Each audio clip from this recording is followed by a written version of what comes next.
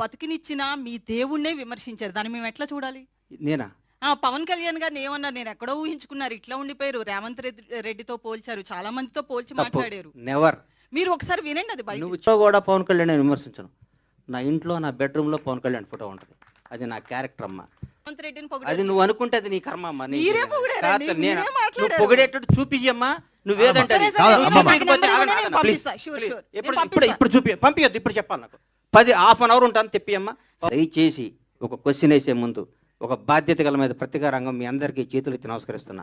1-2 సార్లు క్వశ్చన్ చేసుకొని ఏదో అడగాలి, ఏదో మీరు క్రేజ్ తెచ్చుకోవాలి, ఏదో ఏనమ్మా ఏదో మీరు క్రేజ్ తెచ్చుకొని అడగబాలి. భగవంతుడి మీద సాక్షిగా నేను పవన్ కళ్యాణ్ గారిని అనలేదమ్మా. బంగారం అనలేదమ్మా. ప్లీజ్ తప్పమ్మా, కనమాకమ్మా. నన్ను